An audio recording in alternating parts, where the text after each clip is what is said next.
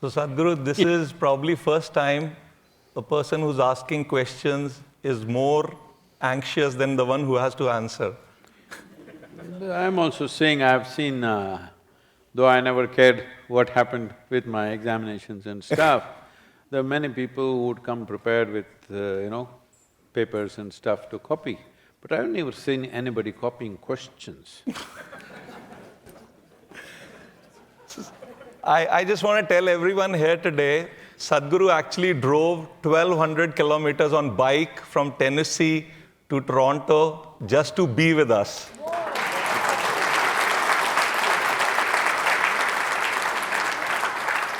And whatever little I know of Sadhguru, he drives bike when he's really happy and excited about something. Yeah? So I just want to let you guys know that Sadhguru is very happy to be here amongst us, except, he did not like couple of golfers today. What? No, the one just interfered.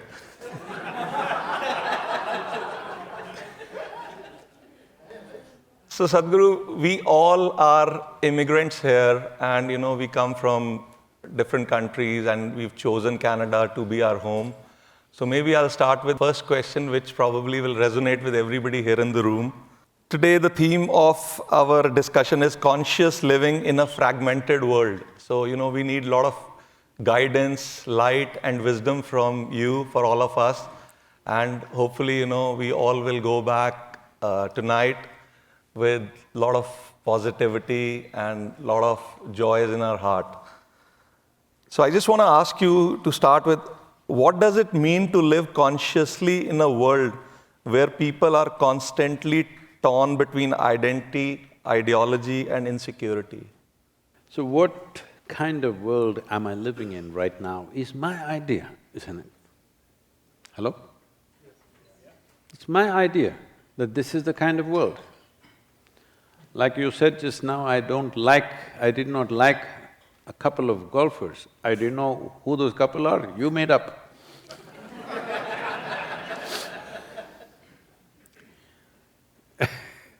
Like this, we are making up a lot of things in our minds.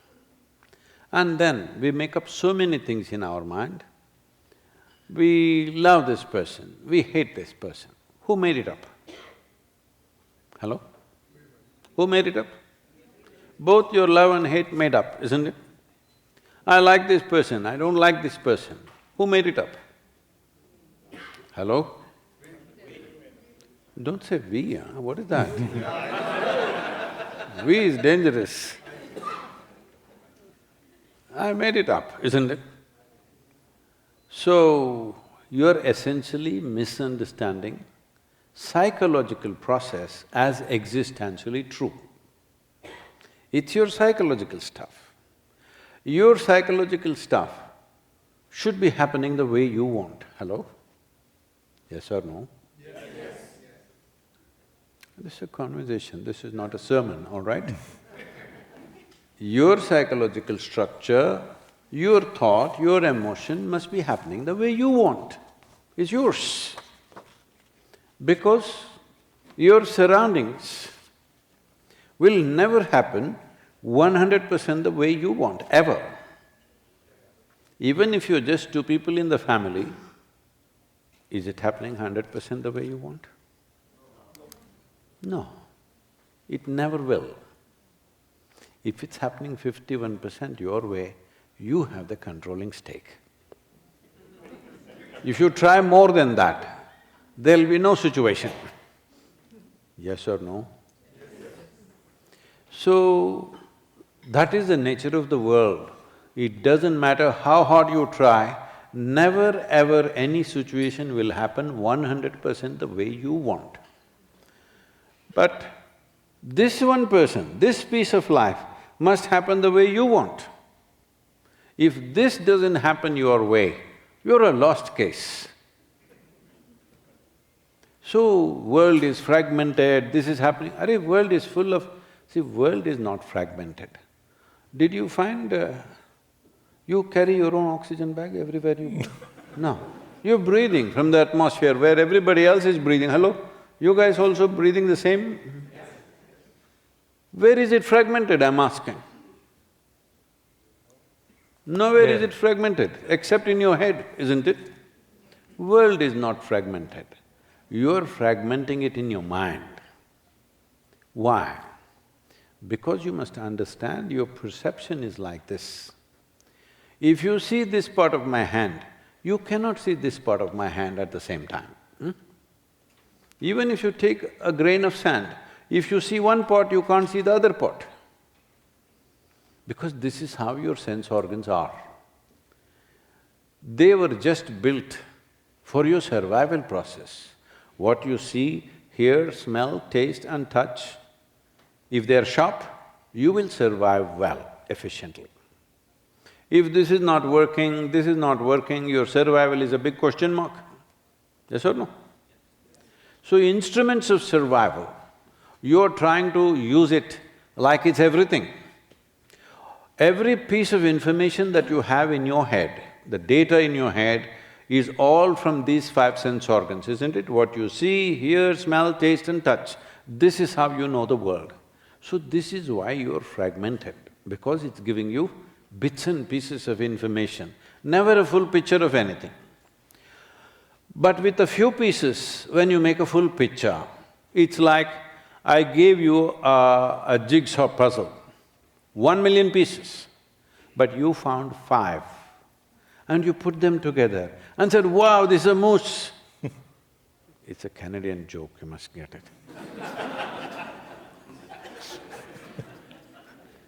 You only have 5 pieces out of 1,000,000 and you say, this is a moose. Yes, it is. You are a goose, that's the problem. So right now, everybody is busy trying to draw their conclusion as to what the world is about.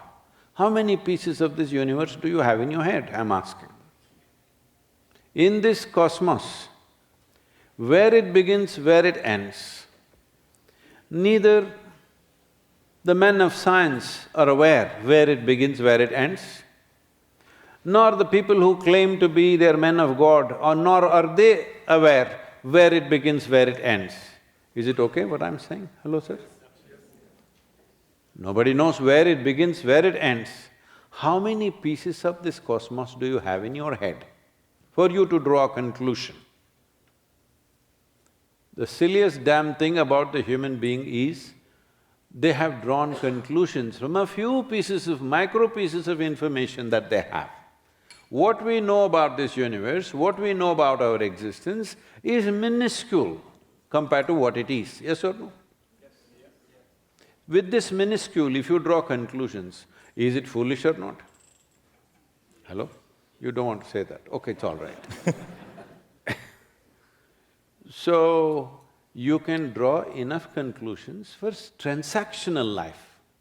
To transact, you need some information, that much information you have. Do the transactions, don't draw conclusions. If you don't draw conclusions, if you look, your eyes will be full of wonder, not fragments. Hello? Yes or no?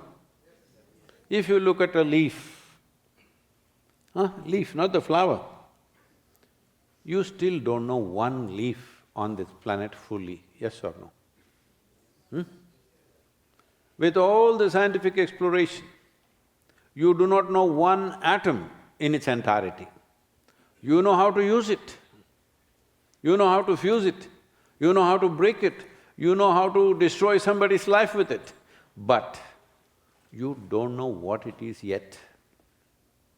And this is the case, you should not draw conclusions. If you do not draw any conclusion right now, you're sitting here, if you do not draw any conclusion, how will you be? Conscious. Hello? Yes or no? Yes. Because you have silly conclusions, you go like this. If you don't draw any conclusion, conscious is the only way you can be, how else can you be? So this is conscious planet. If you're here as life, if you're here as a bundle of thought, emotions, conclusions, prejudices and nonsense, then fragmented life. If you don't do all that nonsense with yourself, if you simply sit here, conscious is the only way you can be. How else can you be? Let me put it this way. Right now, if I ask you to stand up and walk from here to there, you will walk effortlessly. Suppose I turn off all the lights, pitch dark, you can't see anything. Now you become super alert, isn't it? Right now I'm asking you, do you know where in the cosmos you are?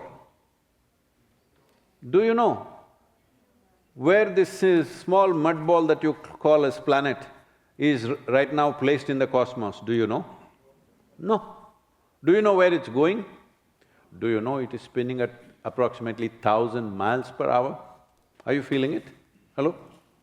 And do you know it is moving around the sun at 67,000 miles per hour? Are you feeling it? Looks like very stationary, nice. It's moving at 22 million kilometers per hour, the whole solar system. You feeling it? No. So I am saying ignorance is bliss right now. But ignorance being bliss is like this.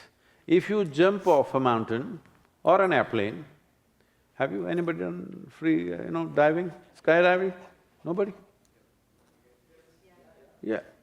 If you jump off, usually they're doing 14,000 feet above the ground.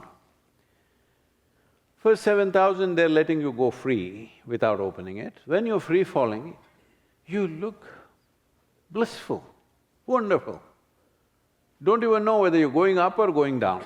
But if you look down, the damn planet is coming at you at full speed. That's the only problem.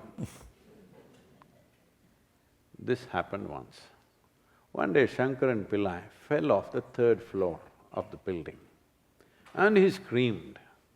People gathered and asked, "Did the fall hurt you?" He said, "You idiot, it's not the fall, it's the stopping." So I'm saying the free fall will stop somewhere, then it will hurt. Don't wait for that point. If you're conscious, then you know what is happening here. With yourself, what's your relationship? Right now, what's your relationship? I'm asking you, in this whole cosmos, if this solar system tomorrow evaporates and disappears, nobody will notice it, it's so insignificant. Yes or no? It's a microspeck, the solar system. In that planet Earth is a super microspeck.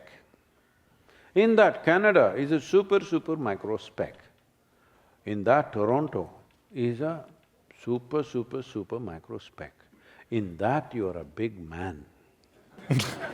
This is a serious problem of perspectives. Hello? This is a serious problem with perspective of life, isn't it? If you know that you're sitting here as a microspeck of a life, you don't know where it begins, where it ends, where the hell you came from, where the hell you go. I know you have all invented stories, fairy tales you have, but do you really know where you came from and where you will go? No. No, I'm going to heaven, I'm going to go and sit in God's lap. If you're so sure, why are you not going today? Obviously you don't know. Hello? Just pretending. So this is all tricks to handle your psychological state. Because I don't know is scary. I don't know is scary because you come to it once in a way.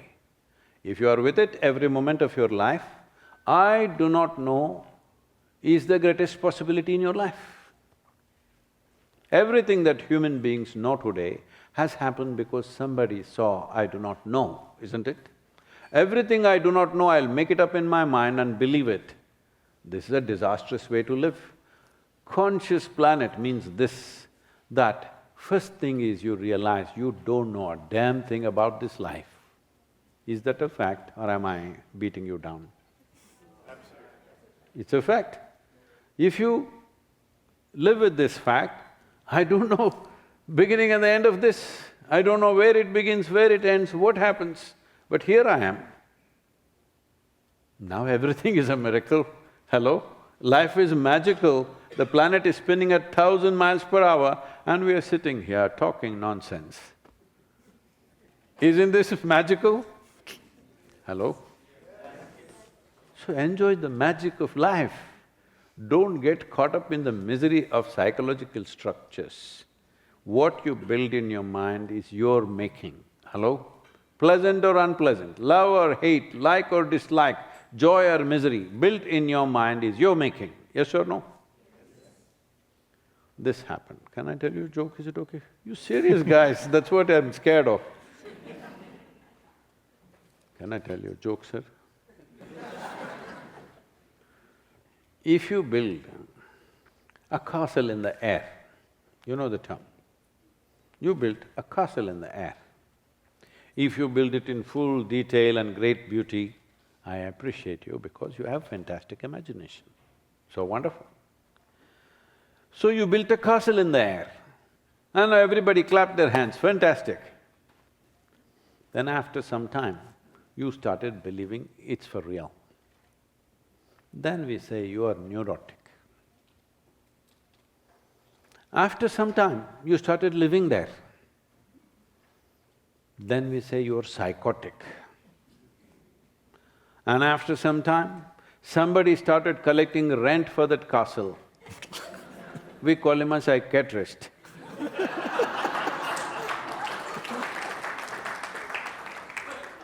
No, with all due respect to the doctors who are helping you out, but essentially, you build something in your mind which doesn't exist. I want you to know this. I want you to face this fundamental fact. Your joy and your misery are made in your mind. They don't exist anywhere in the air. Your love and your hate is made up in your mind. They don't… Oh, love was in the air, is it? Hello? It's made up in your mind, yes or no? So when you can make up beautiful things and ugly things, if you were conscious, what would you make? Please do that. Thank you, Sadhguru. So, we kind of get it that fragmentation is all in mind. So, that gets me to, can you tell us more about Miracle of Mind initiative and why this is a timely offering in modern times? See, I know historians can use these words. People who are living here cannot use these words, ancient times, modern times. This is just our time. Hello? There were other people, they had their time. What did they do? Whatever they knew best, they did that. Sometimes ugly things, sometimes wonderful things, all kinds of things they did. But what did they do? What they knew best. Some people knew misery, they did that best. Some people knew joy, they did that best. Some people knew love, they did that. Some people knew hate, they did that. That's all human beings are doing, isn't it? But now it's our time on the planet. As a generation of people, never before another generation of humanity has ever had the privileges that we have in terms of our comfort, in terms of our survival, being organized the way it's organized, especially all of you ladies. Never before a woman's life has been as good as it is today. Never before in the history of humanity. Yes or no? Please, I want to see some celebration, ladies. What? You don't know what it means. You're not envisioning it. What are all the indignities a woman had to go through on a daily basis? I think we must take you on a tour to Afghanistan. Because it's a little ancient right now. It's even medieval times in a certain way. You must see how it is. It's not about what somebody does to you, it's just the situations. I'm just saying, just look at this, that today, if you open the tap, water will come. Which other generation had this? It's only in the last 2 generations we have these things. Hello? You want water, you have to go to the stream or the lake. And today most men are not made in such a way that they can walk 5 miles, carry 2 buckets of water and come home. Hello? They're not even physically built for that anymore.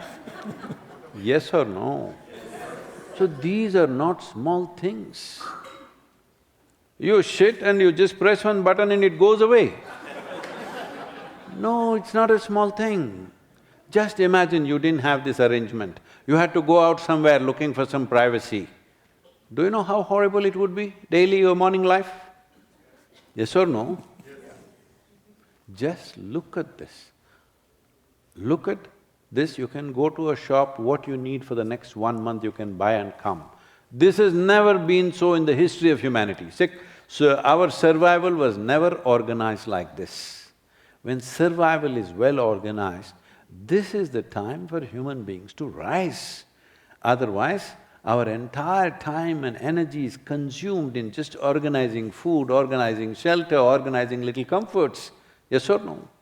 Entire life, full time was on. Today, even if it's dead winter, you can sit in a warm house and think what you can do. This is not a small privilege, do not take this lightly. When such a thing has come, what will happen is, when the effort of survival is taken away, lot of people will start going crazy, which is happening on a scale, unprecedented scale. In 2023, over 108,000 people in United States committed suicide. Lot of people, you know all the immigration problems and stuff happening, millions of people want to come to United States, people living there want to commit suicide. What do you think is wrong? Survival is well organized, you don't have to fight for it on a daily basis. Now you don't know what to do, your own intelligence is poking and killing you. Hello? You no more outside challenges. So your own intelligence is working against you. You can call it what you want. You can call it stress, anxiety, tension, depression, this one, that one, whatever. But there's only one thing, your intelligence is turned against you, that's all, isn't it? If your intelligence is working for you right now, would you keep yourself blissful or miserable? Tell me, you must choose, I'm going to bless you. Choice is so clear. Why is such a simple thing not happening? Because one wheel is flat. You want to go this way, but it goes this way, your vehicle. So you need to fix that flat wheel. Why has it happened? Many reasons. There are sociological reasons, educational reasons, various ways we are cultivating human beings on a day-to-day basis. There are many aspects, all of it we cannot fix. Hello? How a society is framed in a given time cannot be changed tomorrow morning, do what you want. Even if you know what to do, you still can't do it. Even if you know what to do with your children, you still can't do it, isn't it? Hello? With your own 1 or 2 children, you can't do it, forget about the entire society. So, one thing every individual can do is that my mental health is my responsibility. This much we can do. But every individual must take it up. So this miracle of mind is an effort to see at least 3 billion adults on the planet. We'll dedicate at least 7 to 10 minutes in a day for their well-being and evaluate themselves at the end of the day. When I say evaluate themselves at the end of the day, many of you running businesses, many of you bankers, I believe. Hello? Now at the end of the day, you're keeping accounts, because money is important. Now you must tell me, which is more important? Money is more important or life is more important? Only because we're alive, money facilitates many things for us. Money is a means. For what? For making our lives better. Hello? Making our lives easier, more comfortable. That's about it.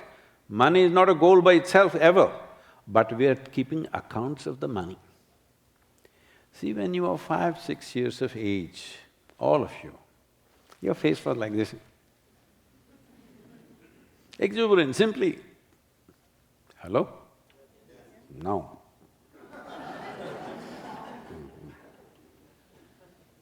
You were an exuberant piece of life, weren't you? Oh, one guy.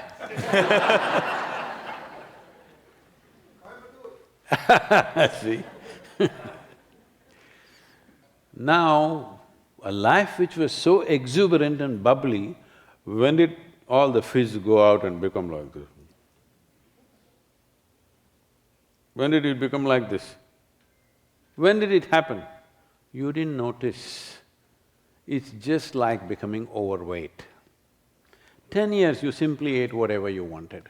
You became 120 kilograms. Suddenly you look at it one day, now you try to correct it. Almost impossible, hard. If you do it, it's extremely hard. But every day before you go to bed or when you wake up in the morning, if you're checking your weight, 2 kilograms more, means you know what to do today. Hello?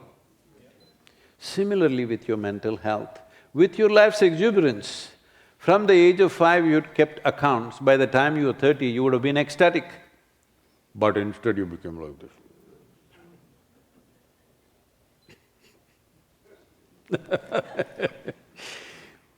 Nothing has gone wrong with your lives. Your lives have worked out much better than you imagined, yes or no? Yes. When you were a child, you were nothing. You were somebody's slave. Yes, please look at this. They thought you were a child, but you saw being a child is slavery. You wanted to grow up quick, yes or no? Yes. They wanted you to remain a child. You want to burst forth and grow up into an adult as quickly as possible. When you're 12, you think, I'm a man, all right? Because you saw childhood is bondage. You want to eat this? They say, no, you must eat this. Hello? You want to play? They say, no, go to bed. Morning you're sleepy, they say, get up. What the hell is happening here? As a child you never understood what the hell is happening with these people. Yes or no? Now see, it's your own life, you have everything of your own. You must be bursting 10 times more than what you were as a child, but fizz went away. What happened? Oh, age. See, with age, you don't become less alive. When you die, you become less alive. But when you're alive, should you become less alive? Hello? When you're alive, should you become less alive? 100% alive, isn't it? Why is such a thing happened?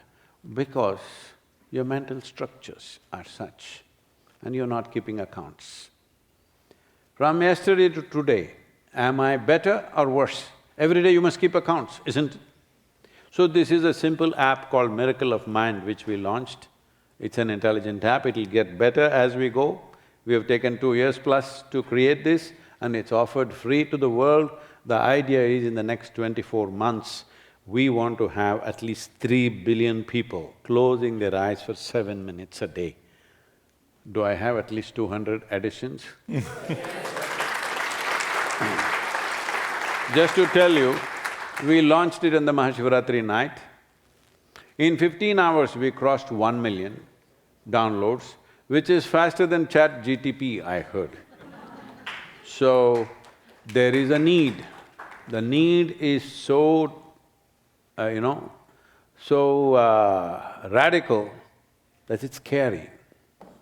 How many people are feeling mentally disturbed means, according to the CDC in the United States, 1 in every 3 teenage girls are clinically depressed in America, the richest nation in the world, all right? Clinically depressed, 1 in 3.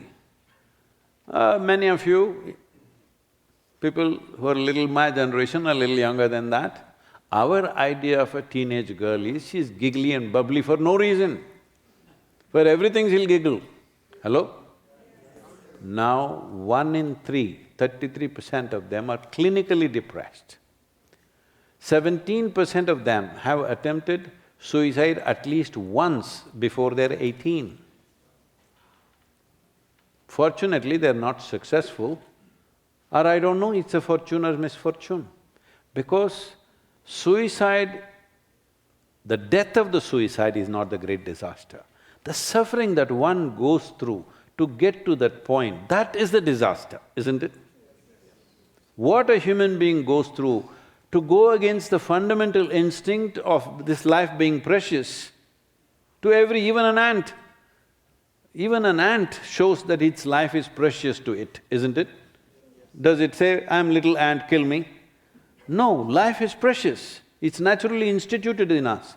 To go against this, how much you have to create in your head, how much suffering you have to create to destroy that fundamental instinct of self-preservation, that is the great disaster. Death is not the disaster. For the living, it looks like, oh, that person died, that is the disaster. But it's actually the suffering, isn't it? That many people are going through this. I was in conversation with the Surgeon General of United States, the former Surgeon General rather, and he is telling me, 1 in 2 Americans are feeling lonely. These two guys are sitting here, one of them is feeling lonely.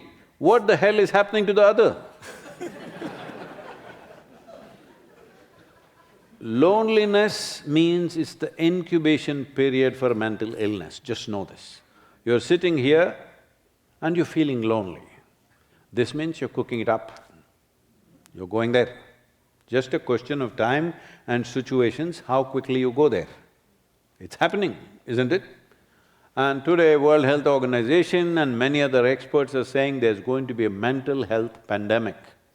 A pandemic means we didn't know what the hell it was 3 years ago, but now everybody knows what a pandemic is. That means, see, that guy is coughing. In this room in this room, if 3 people have some problem, by the time we leave, everybody has the problem. That is a pandemic. But that's going to happen as a mental health pandemic. I want you to understand this. If 3 people are going little crazy here, by the time we leave, all of us got it. No, it may look funny right now, but it will happen. Nobody thought because of a bloody flu you will shut down your country. Because of a bloody flu, all the airlines will be down. Because of a bloody flu, everybody will close down their businesses. You never thought that 3-4 years ago, isn't it? Did it happen or no? It happened. Nations got closed down. Many of them have still not recovered from that. So, and above all, we have forgotten nearly 12 to 13 million people died. Hello? Because we ran crematorium services in the south, we know how piles of bodies came. We tend to forget and think everything is okay. No, for those who died and for those who lost their near and dear ones, COVID is not over in their life, isn't it? It's still on. So similarly, mental health issue is progressing like this. What I'm telling you is, as individual human beings and as a society, we must understand this is our time on the planet. Are we going to make ourselves a sick generation or a healthy and vibrant generation is our decision. What is yours? We must make that happen, it's not going to just happen. See, there have been violent generations, that's what they did. There have been wonderful generations, that's what they did. What kind are we? That's what we do is what kind we are, isn't it? We have to just make sure, first thing is myself. I'm not going to be mentally ill, just take care of this. Don't think you're above that. See, you're physically well. Tomorrow morning you can catch something and you can be ill, yes or no? I want you to understand, psychological health is not any different. Today you're well, tomorrow you can cross the line and suddenly you're going crazy. From the age of 5 to now, you're mentally ill in my opinion. At the age of 5, how exuberant you were. If that's gone down, you're ill, yes or no? Because illness and wellness is always in comparison. Don't even compare yourself to somebody, to yourself. How you were 5, 6, 7 years of age, how exuberant and alive you were. If you're less alive, it means you're half dead. Half dead means you're ill, yes or no? Don't do that. There is a way, there is a method, there is a technology. As there is a science and technology for external well-being, there's a whole science and technology for inner well-being. It's time, because most of you come from a civilization which is steeped in this. We invested nearly a third of the population in every generation full-time into spiritual processes and technologies of the inner nature. You must benefit from that. That's our USP. Just because there's been a disruption of 800 to 1000 years, does not mean we have to throw away everything and reinvent. There is a fundamental science as to how to keep this well. And this will be the most valuable thing in future.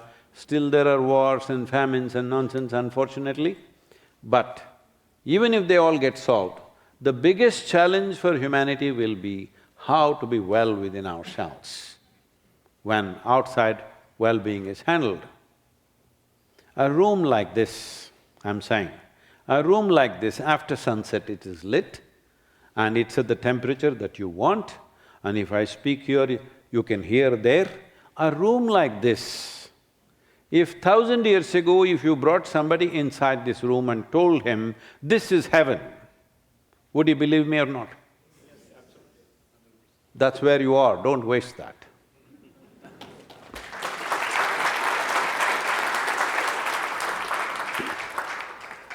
Thank you, Sadhguru. I mean, 3 billion people on that app is such a great thing to even hear. I assure you, Canada-India Foundation, after this trip, you will have 3,001,200 people, 200 from today and 1,000 from tomorrow as well. That's it? That's it? This I'm assuring you said 200, I'm adding 1,000 more for tomorrow. No, when I say 200, I believe all the friends and family that they know, I think at least they have… each one of them have 100 numbers on their phone, minimum. Fantastic. Make that happen, because what we create and what we don't create in our lifetime is our responsibility, isn't it?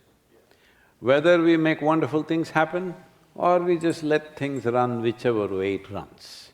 See, do one thing, let your family run whichever way it runs. Don't steer it, don't correct it.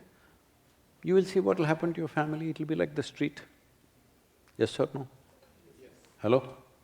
Yes. Only because you continuously manage it, it's the way you want it. That goes for this also.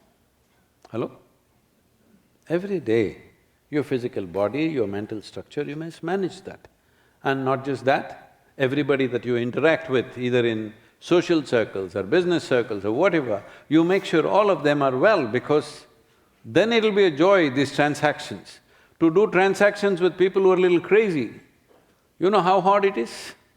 Hello? Nobody's saying anything, they have experience. So Sadhguru, you talked about being grateful every day for our lives getting better, and I think everybody in this room who's come from different countries is very, very grateful for what Canada has presented us in terms of our lives. I have a question.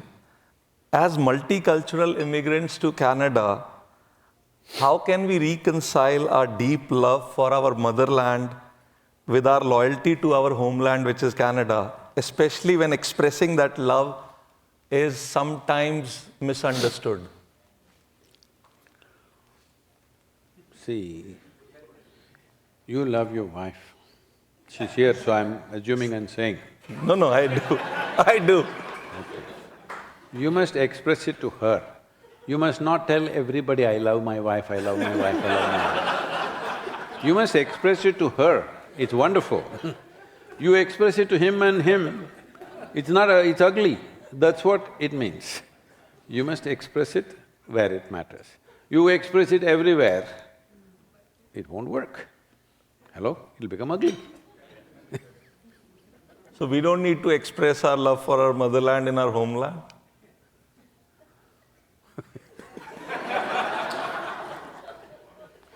Now I have to tell you a very bad joke, I don't want to tell. Everybody here loves bad jokes. No, I'm just telling you, you're calling this land, that land. All I'm saying is, there is a civilizational aspect which you can't iron out of you because it's so profound. You must understand this. Invaders came over 1,000 years ago. They did all kinds of things. They had very acidic belief systems. They did terrible things. Whatever they did, just see everywhere else. You know why is Canada called Canada? When that Frenchman came, he asked something. The local Native American guy, I think it's one of the tribes, I forget the name, and he said like this, Kanata. Kanata means a village. The village is there. So this guy called the whole land Canada.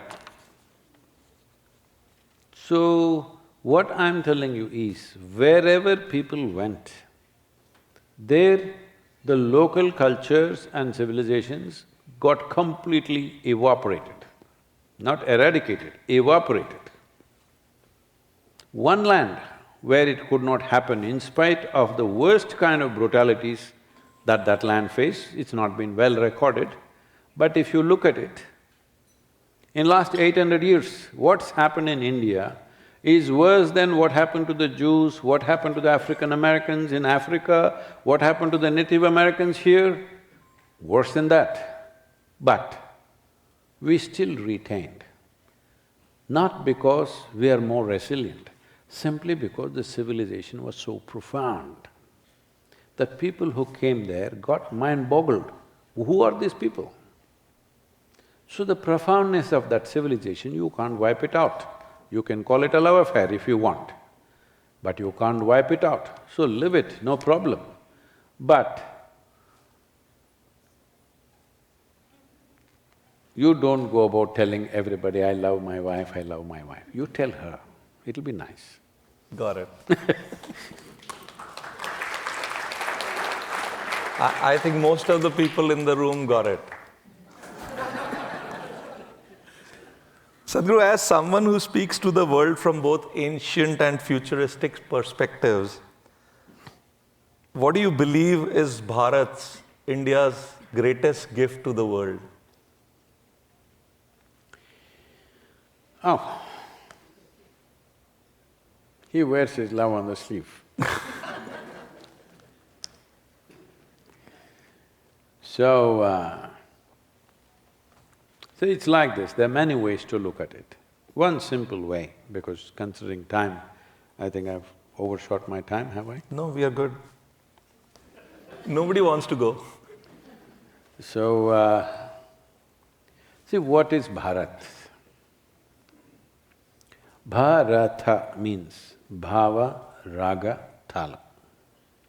Bhava means, today we're interpreting it as emotion, it's a sensation. Right now, you see light, it's a certain sensation.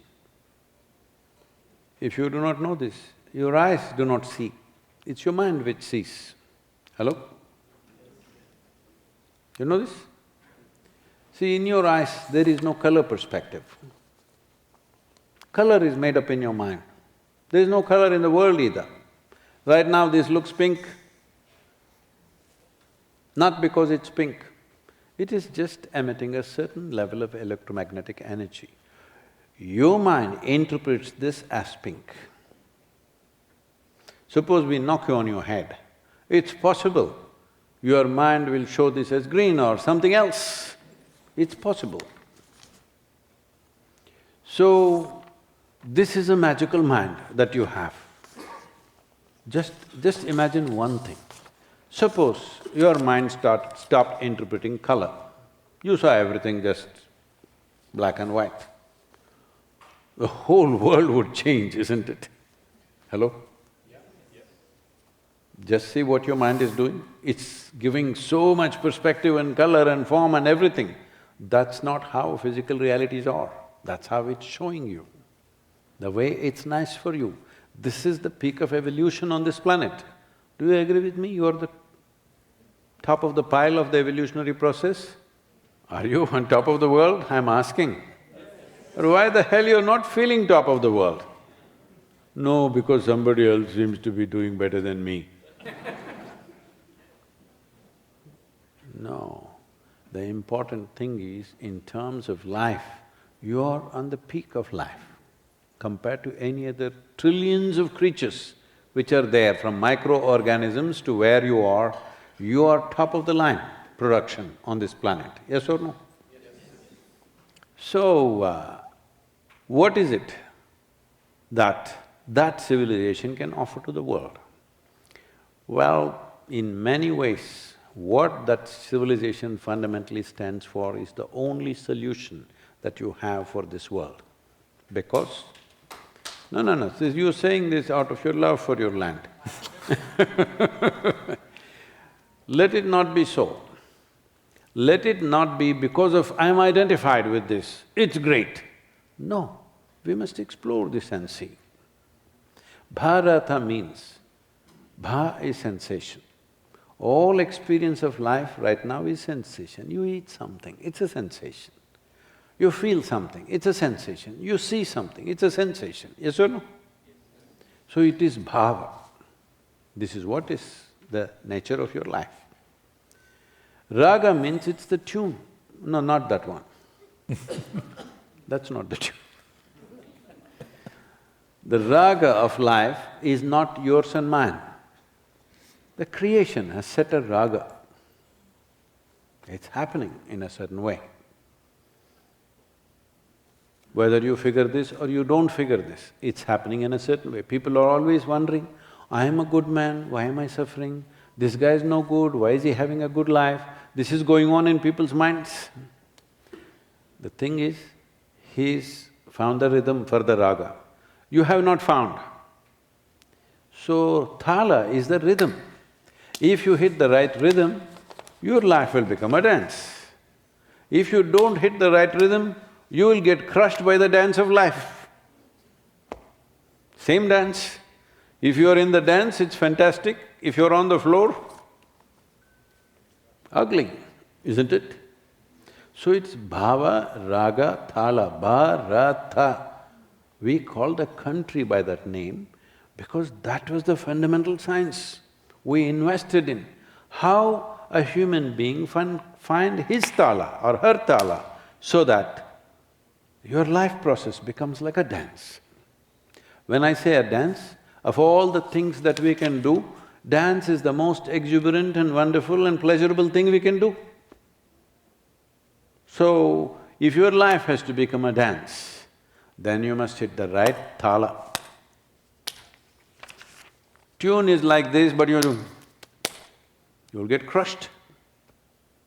In the same situation, in the same house, forget about the same country, in the same house, one person is experiencing life wonderfully, another person, happening or no, hello?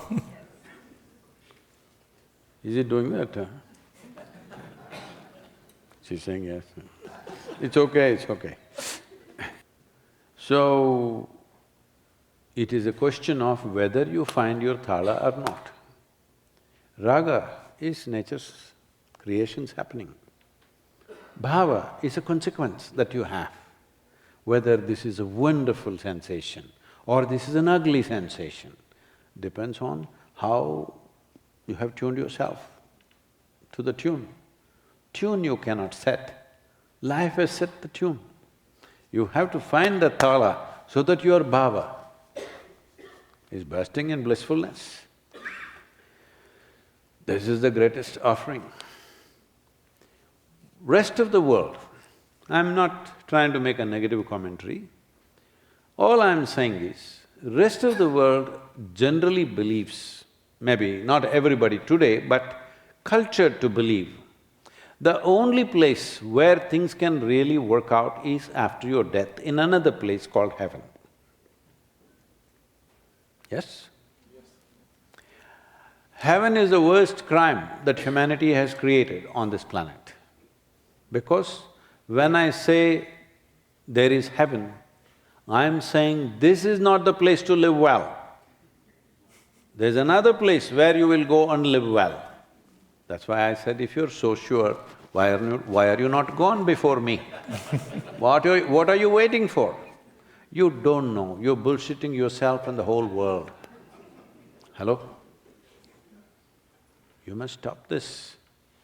Only then this life becomes precious. Hello? This life you treat wantonly. Why? Because you think there's another place for you, an accommodation waiting for you. This is very important, because this is the only culture, this is the only civilization of the planet which has told you your life is your responsibility. They told you, you've forgotten this probably, because you came to Canada. Let me remind you, you have come from a civilization where every day sitting and standing your grandmothers were chanting. If you do something, they said, your karma, your prarabdha. What they're telling you is, it's your making. Karma means action. Whose action? My action. Whose responsibility? My responsibility. You are sitting here, breathing like everybody else, alive, but you're miserable. Then we say, your karma. It's his making. What's happening within you? Is it your making right now? Hello? What kind of air we are breathing? Not our making. Hello? So many things are involved. But what's happening within me right now, is it 100% my making? I'm asking all of you. What happens within you right now, is it 100% your making? Yes. That is called karma, it's your making. Everywhere else they told you, it's made in heaven, even your marriage. If marriage is made in heaven, you will make hell out of it. If you understand it's your responsibility to somehow make it work between two people, you will make it wonderful. Hello? Because I know these days you're in… I don't know how much in Canada, at least if you're in United States, I have found this perfect person. There's no goddamn perfect person. Hello? There is no perfect person. Even Krishna's wife was complaining about him. It is just that, whichever person is there with you right now, you will do your best to make it work. That is a perfect situation. It doesn't mean everything is perfect, but you're doing your best, that is perfect. It is not the best, but you're doing your best. Hello? It may not be the best, and somebody else may think it's not enough, but you're doing your best, that's where your life is, you found your rhythm. You're doing your best in every given moment.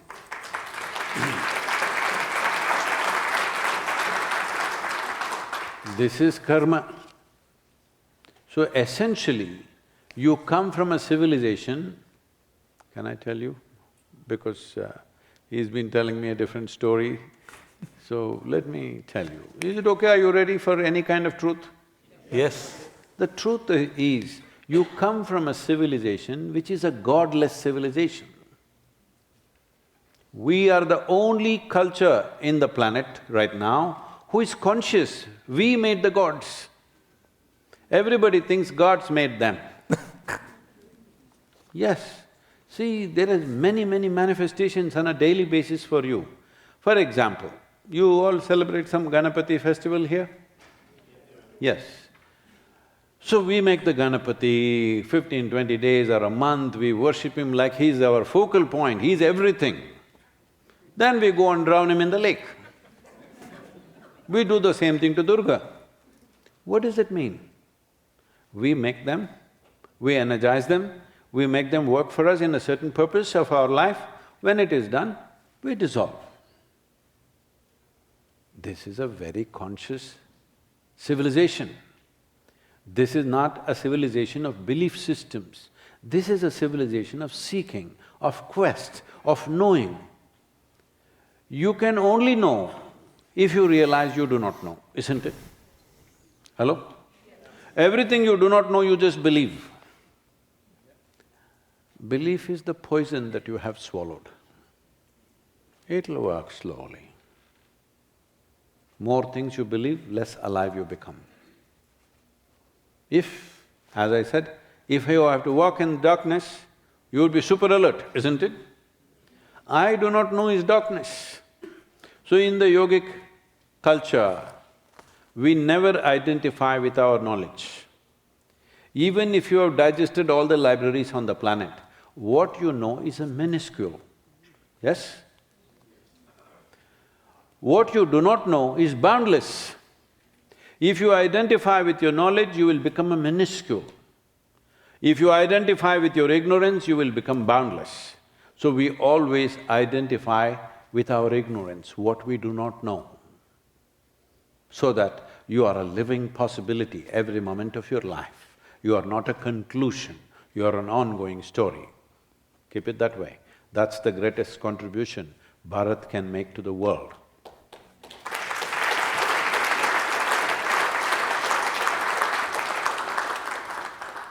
So Sadhguru, you talked about civilization. In your view, what should come first, belonging to a civilization or belonging to humanity? How can we balance both without losing either? Why are they against each other? See, you call yourself Sanatan. Know what the word Sanatan means? Eternal. Can something be eternal without being all-inclusive? Can something be eternal without being all-inclusive? No. So when we said eternal, we also said it's all-inclusive. So where did the separation between humanity and your civilization come? Now, you must understand, because human beings are trying to operate from some silly morality that they have in their head. The only morality you should have is humanity. Hello? What is humanity? See, to bring up your children, maybe today it's a crime, I can't mention it. Sometimes you've done lovey-dovey, jum, everything with them. Sometimes you're hard on them. Hello? Always if you do moo, we don't know what the hell will happen with them. Yes or no? So your love for your child finds expression in many ways. In how many ways? In number of ways that it's needed. Essentially, you're doing what is needed according to your intelligence. You're not perfect, but to the best of your intelligence, you're doing what is needed. Well, the child may not think what you're doing is good, somebody else may not think what you're doing is good, but in your heart you're doing what best you know. And that's all you can do in your life with anybody. Hello? Keep it that way. That what you would do to your child, you do to everybody. If necessary to be hard, you be hard. If you're necessary to be moo, you do moo. Hello? Fix this much that you're like a mother to the world. All right? Whichever way it's necessary, you will do it that way. That is your action is not fixed, your intent is fixed. Please fix your intent. Action, as it is necessary, isn't it? Hello?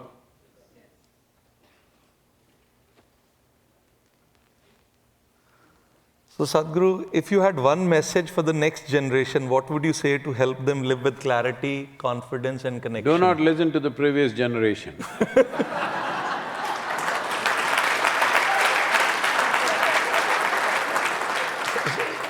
Sadhguru, we haven't even started rapid fire as yet. Well, when you say next generation, your only concern should be that they should not damage themselves in some way, physically, mentally, whatever. Otherwise, they must do something that you could not imagine. Hello? Otherwise, how are they next? Their repetition of the same is not a good thing, either for them or for the world. Next generation should do what you could not imagine, as long as they're exuberant and joyful about what they're doing. If they're getting destroyed, of course it's your business to put your foot down and try to stop it. Try, I said. I don't know whether you can stop it or not. Hello? But you must try to stop it. But they don't have to be an extension of who you are. They can be a new beginning, why not? Hello? See, you must understand, your children, you gave them a body, but you didn't create them, all right? Now, if what you create is beyond your imagination, is it good or bad? Hello? Two guys. If whatever you created is well beyond your own imagination, is it good or bad? But whenever it is beyond your imagination, you will suffer. Don't do that.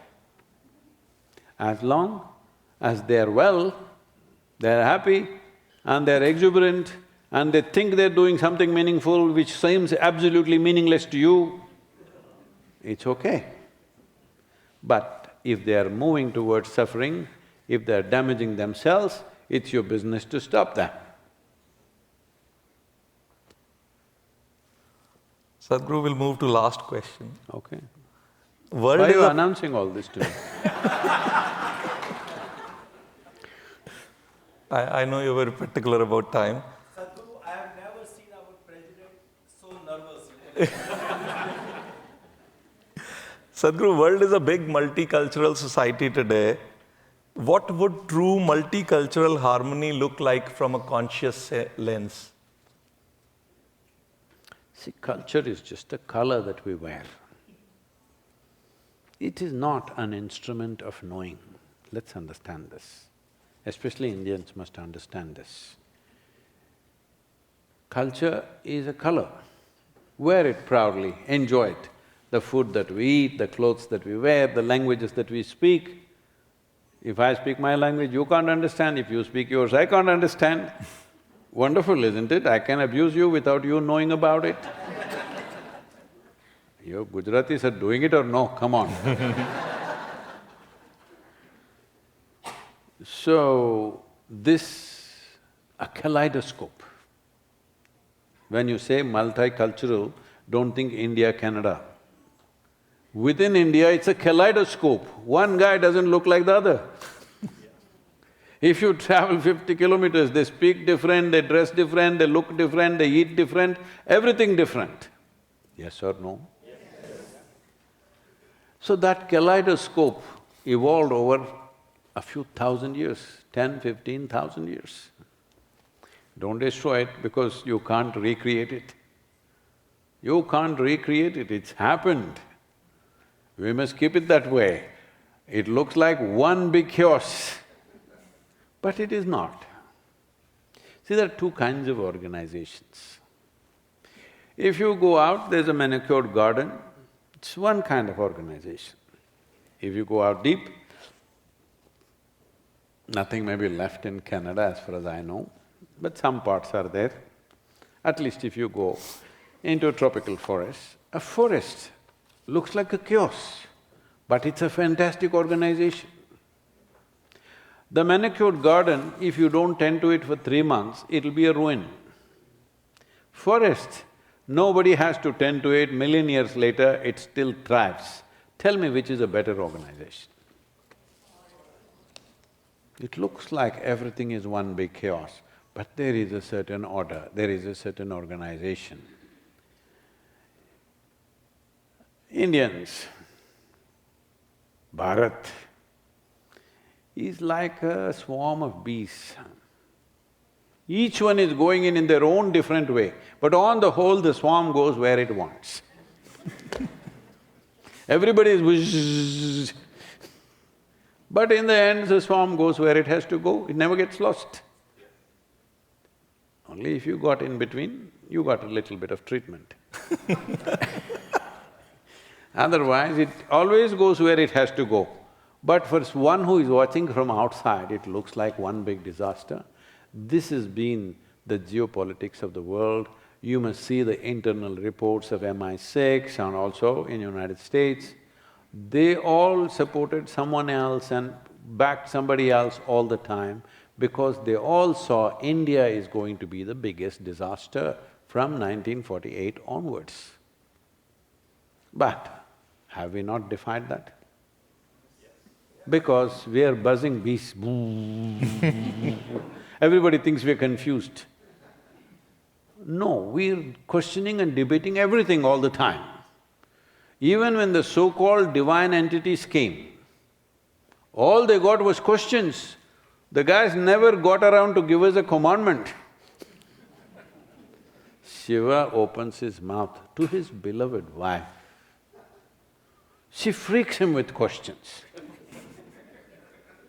Krishna, after decades of relationship, opens his mouth to one guy who's dearest to him. That guy on the battlefield has hundreds of questions. All Indian scriptures, if you do not know this, they're all debates, never commandments. Nobody got around to give a commandment to an Indian. If there are 5 Indians together, there are 10 opinions because they still don't know which one to stick to. It's good, just that don't make that into your misery, make that into a joyful process because we are a land of seekers. We are not a land of believers. This is the only unifying thread that has been there, just see. Language different, culture different, in the same house, 5 people are worshipping 10 different gods. Hello? What your neighbor cooks, you don't cook, you cook differently and eat differently, everything is different. What has kept this together? See, if you travel now, large parts of this have been destroyed. Places like Iraq and particularly Syria, if you traveled a few years ago, you would see anywhere you go, there are Indian sentinels. 8,000, 10,000 years old. Aleppo city was built from the taxes that were collected from the Indian traders. How many years ago? 8,000 years ago, a living city even today. Unfortunately, now they've reduced it into a rubble. It was a fabulous city when I went there just before the war. And everywhere there are places and stories, even today in Syria and in Lebanon, there are thousands of women who are named as Hind. Even now, because Hind meant prosperity, Hind meant well-being, Hind meant everything for them because these people brought so much wealth, so much knowledge, so much everything. And this is what it represented at that time, and everybody called this entire land Hindustan, though there were 500, 600 kingdoms at a time. Political leadership was varied and the borders were amorphous, they became big, they became small, you know. Kingdoms became empires and then they shrank into small kingdoms. This went on through history. But even people from outside experienced this land as one civilization, they called it Hindustan, because these were the strangest creatures on the planet. I'm telling you, I'm talking about you. Because they didn't have one language, they didn't have one belief system, they didn't have one god, they didn't have one anything. And they didn't know a damn thing, but they were the wisest of the lot. Because wisdom is not in thinking that I know, wisdom is knowing that most of it you don't know. Hello?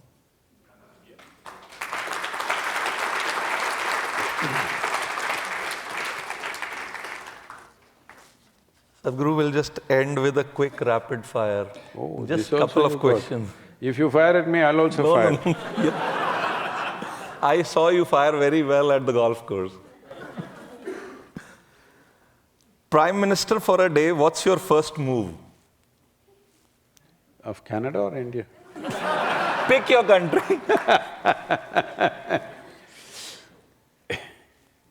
Whether it's India or Canada, I know this is an unpopular thing to say right now because somebody has said it in an ugly manner, but I feel one important thing we need to do in the coming century is many national boundaries should be wiped out. More larger unions must happen. A Asian Union must happen, an American Union must happen. This is what we've been talking, Akhand Bharat. People think you want to conquer them. No, we want to embrace them.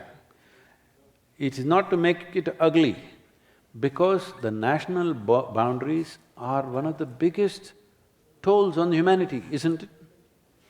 Hello? It's like a football club. Hello?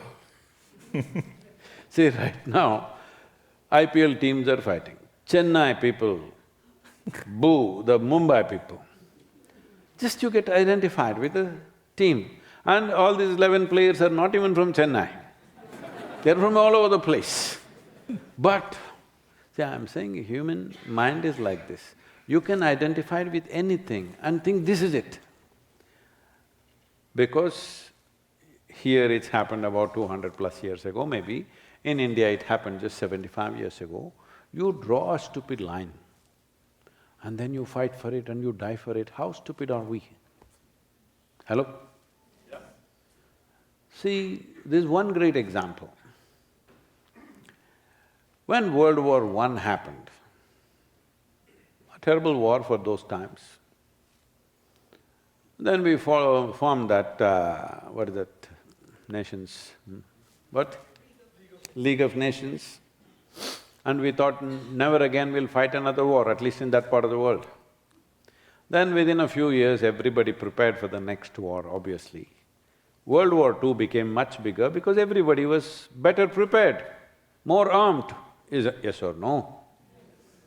When one war ended in 1918 and we thought we'll never again fight, why were you arming up for 1944 and 1940? You were really armed up, isn't it? And then you did World War II, which was one of the most disastrous events of 20th century. We thought we'll never again fight and we did United Nations. Since then, there's not been a single day on this planet without a battle. Most of the time, it's between one little nation and another little nation, endlessly going on.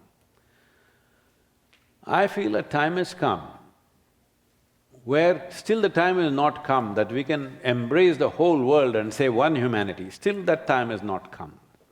But at least, like the Europeans, in 1944, could you imagine Germans and the French, Germans and the English calling themselves one union?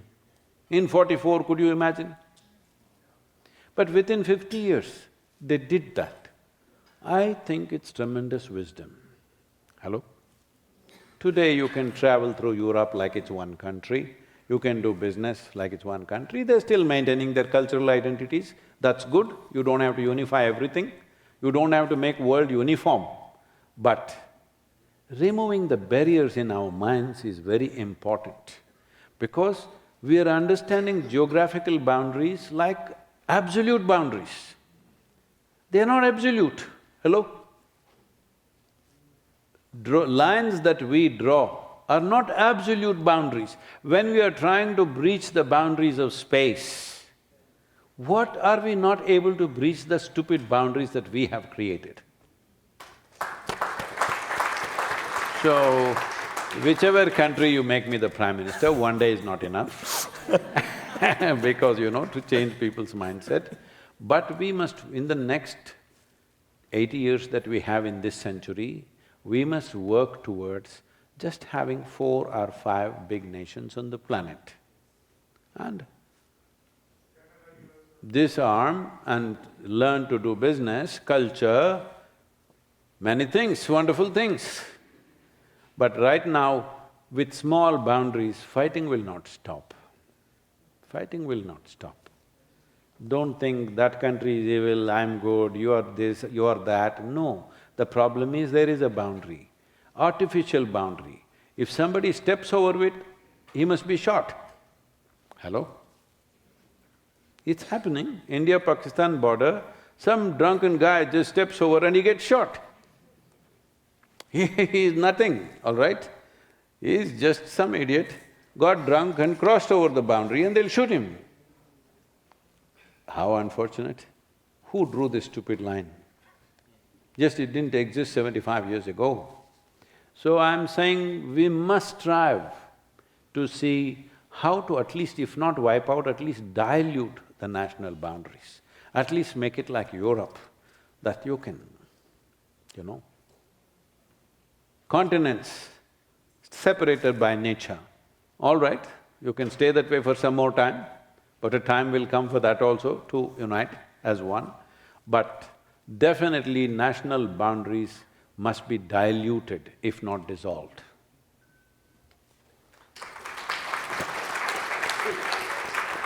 The amount of money that every nation is investing in its armed forces, if that money went into nutrition, education, whatever else that is needed for human well-being, what a wonderful world we would have.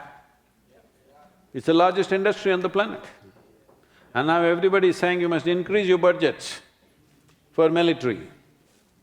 I think Canada also is going to work towards that now. Not good.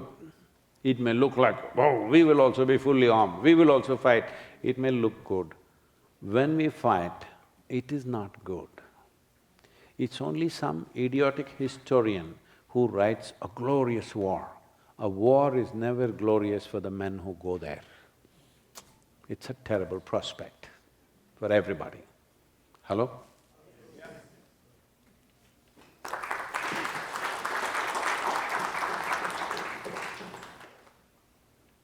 One question you wish people never asked you. This one? I knew this was coming. What's more addictive, the past or your phone? What is that? What's more addictive, the past or Past? phone? Past. The past. Why do you think I'm addicted? Do I look like an addict? I'm talking about general. I'm not addicted to anything. I thought you were asking me. So, see, a question like this is coming because it's not just his, these things are everywhere. Everybody thinks everyone should be addicted to something. Just now we were talking about a conscious planet. Conscious planet means every moment I decide how I want to be. I am not even addicted to joy. I'm willing to choose how I want to be in a given moment. Hello? Should it be a choice or no? If this moment is happening by your choice, what are you addicted to? They're saying. Right. I think, Sadhguru, I'm gonna give up this rapid fire because I can't take your rapid fires. So I think we're also up with time. I know you're very conscious about time. I really want to thank you from bottom of my heart for this deeply enriching, eye-opening and soul-stirring That's also already written there. No, I've taken notes. See, even before the conversation he has written, it says eye-opening, deep, heart-touching, everything.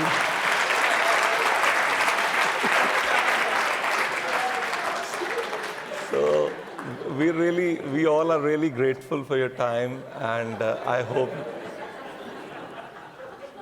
No, I'm not reading it any…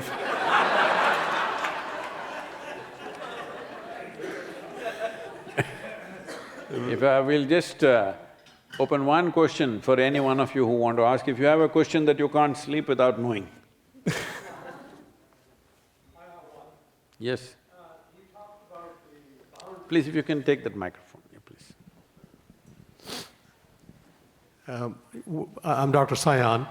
We talked about the boundaries of religion.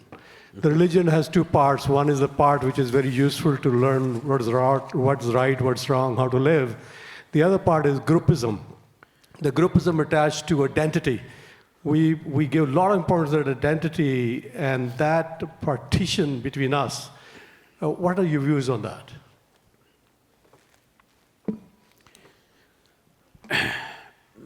In many ways I said this, but anyway, this is a specific question. See, when you say, I'm religious, essentially you say, I'm a believer, isn't it? Hello? Yes? When you say, I'm a believer, let me do this. How many of you believe you have two hands? Raise one hand, please. Hello? If you believe you have two hands, please raise one hand, you don't?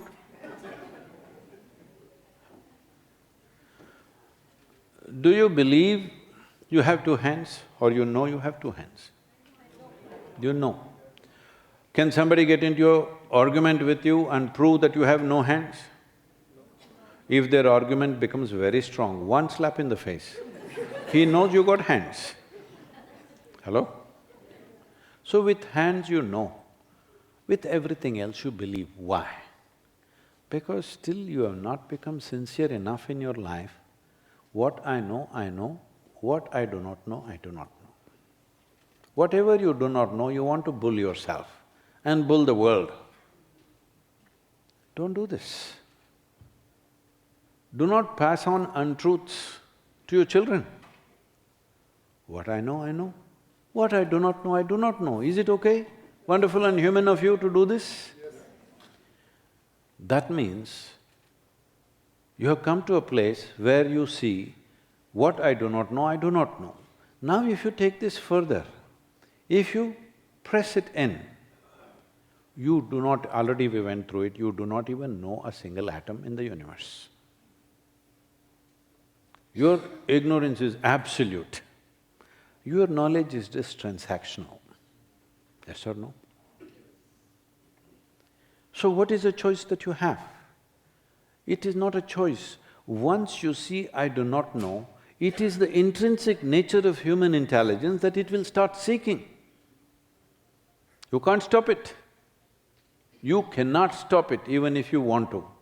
That means, the moment you see, I do not know, you become a spiritual seeker. Let us not even put the label spiritual, you become a seeker, you want to know. You can search this way, that way, this way, but you want to know, isn't it? This is the nature of the intelligence. This intelligence we're destroying. Before the child reaches 7, 8, we want to put some belief system into them so that they believe what you say. You believe it, why? Because you think it has come from a certain authority. Maybe it's your father and mother, maybe it's a guru, maybe it's a sacred book, maybe God himself spoke to you. That's the worst thing that can happen. It came from an authority. Now you must decide in your life whether authority is the truth or truth is the authority. Make up your mind on this. If you see truth is the authority, the only way is to seek because you don't know. If authority is the truth, somebody said it loudly, and if you don't take me seriously, I'll take off your head. Hello? If I take off 5 heads in this hall, rest will all go as my believers. Yes or no? This is how it's worked.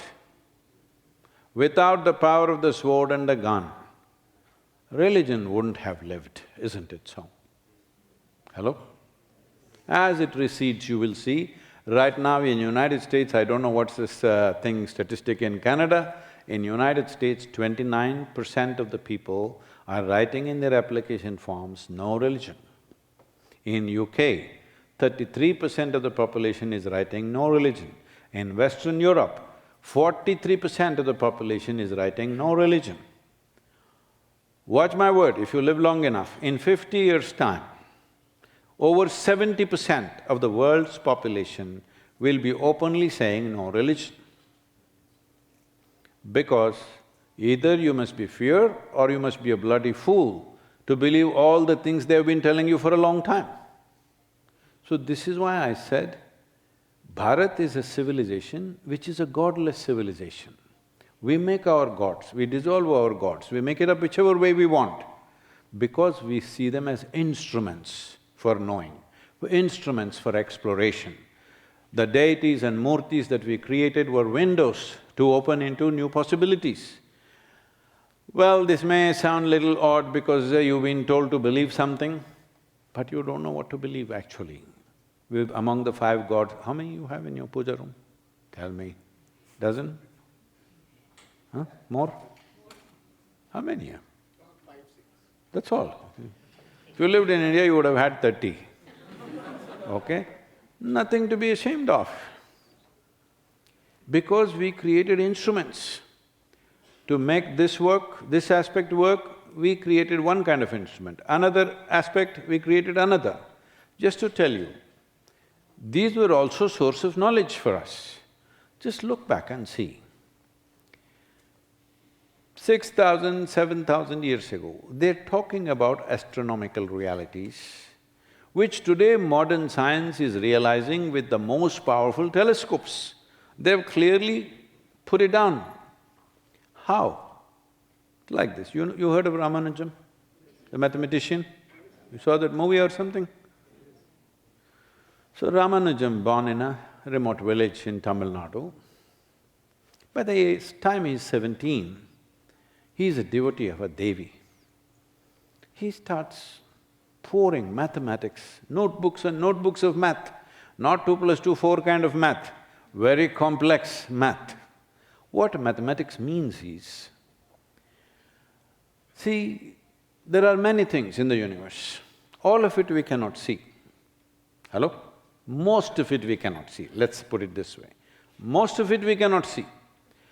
So, to perceive this, there are many aspects, so we create concepts, theories in modern science, and then we build a mathematic.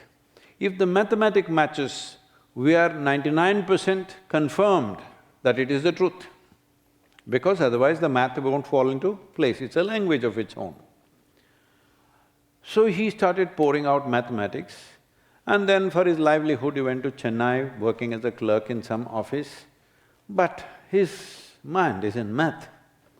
So he sits there and for hours he's pouring out notebooks and notebooks of mathematics. You must see those notebooks, those cheap account books, In that, he's just pouring it out. So one of the British officers saw this and mind boggled. Who is this guy? He's not a PhD in mathematics, not an MSc in mathematics, never went to the university, he's just pouring things out. So he sent him to Oxford. Being the times that it were, early 20th century, they treated him so badly, with all the prejudice and racial prejudice, they put him in a bad place, he was not well protected, he got tuberculosis, and he never came back. Sitting on his deathbed, he poured out some of the most significant math. This is somewhere in 1908, 1910, like this. Somewhere in early 21st century now, we figured out that the math that he is doing is the backbone for the black holes. See, in science, first there is a concept, there is a theory, and then somebody will work the math. Here there is no concept of black hole. People were not even conscious there is something called as black hole. But the guy has written mathematics for black holes in 1908. When people asked him, where is this coming from? You know what he said? He said, my Devi, my goddess bleeds mathematics. So, it is with this science we created deities. Today you may be building temples just like you build shopping complexes, you must come and see, either in Isha Yoga Center or now we have consecrated a Devi recently in Isha Institute of Inner Sciences in Tennessee. You must come and see what is the power of this. Because when I say Dhyanalinga is an instrument, it's a tool, Devi is a tool. I say, Sadhguru, don't see this, she's more than our life. That's what is the problem with you. I give you a key, instead of opening the door, you put it in your ear and yank it. All right, you will damage your ears. It's an instrument. You put it in the right hole, yank it the right way, it opens a new world for you.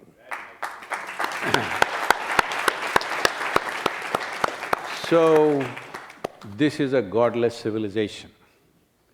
We saw that the life that we are is so minuscule. If we don't find instruments to look beyond our senses, if we don't find instruments to experience beyond the limitations of this human body, we will know nothing. So we created instruments which can project our life to a place we ourselves could not go. Just imagine 3,200 years ago, we calculated the speed of light to the millisecond. Take some mathematics. How did it happen? You think all because they all went to math classes, 2 + 2 = 4? So these are the instruments.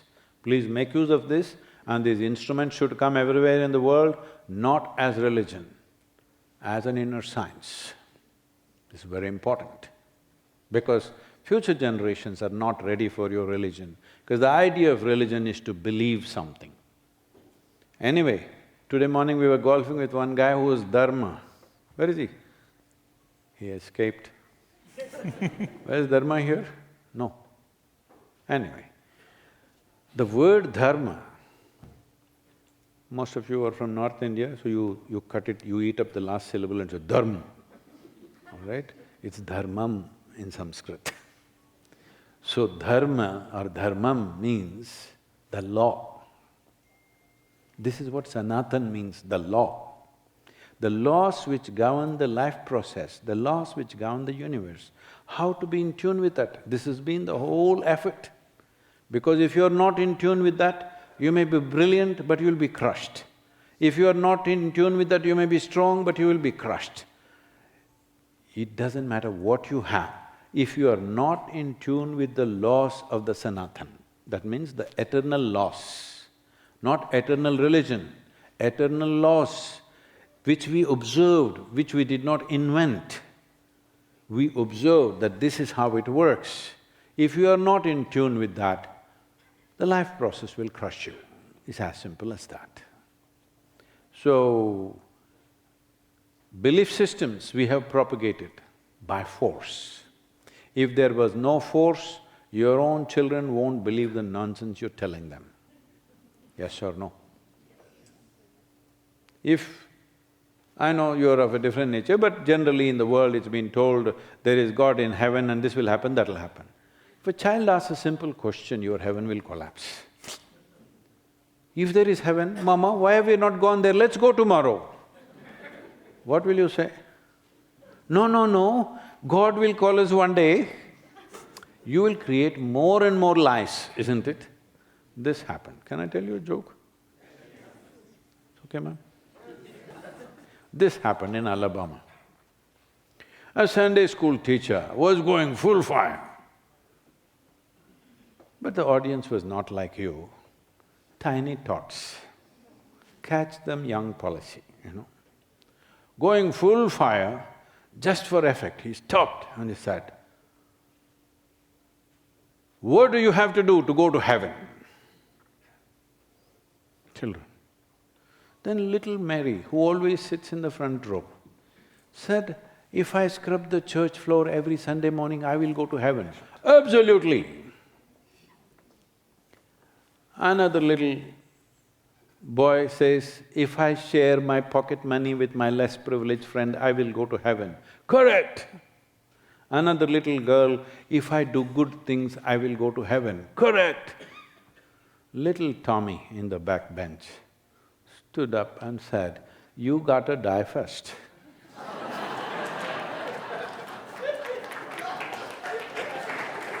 That's a qualification. Life is the greatest phenomena that we know. Rest we are making up. Don't make up other things and lose life.